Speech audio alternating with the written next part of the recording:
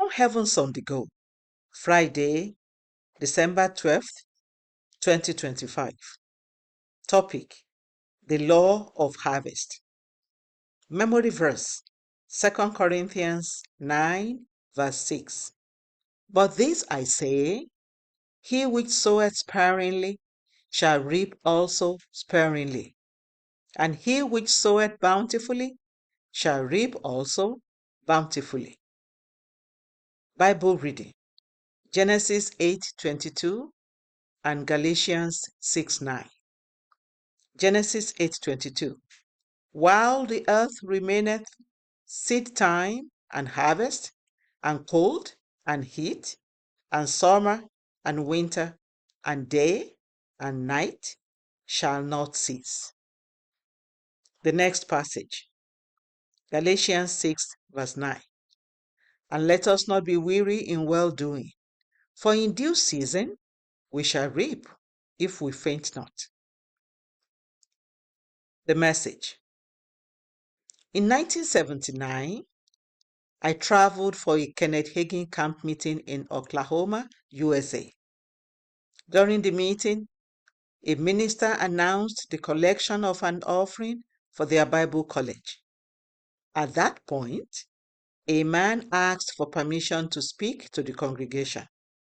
He said, I want to announce that the sum of what you all give is what my wife and I will give. There were about 17,000 people in the congregation, and when the offering was summed up, it amounted to $3.5 million. When everyone in the congregation heard this, we all thought that the man was in big trouble. However, he took the microphone and said, Brethren, is this all you can do?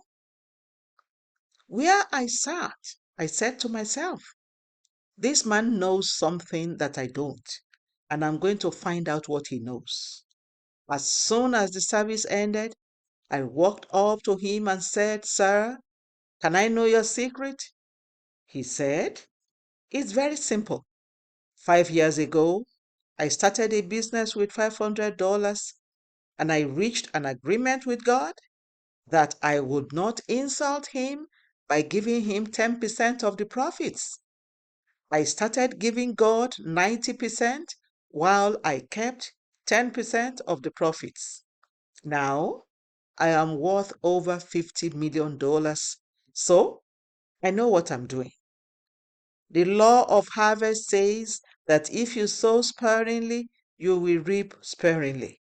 Someone who sows 1,000 burnt offerings should automatically know that the result would not be small. 1,000 burnt offerings in 100-fold returns will be extremely large.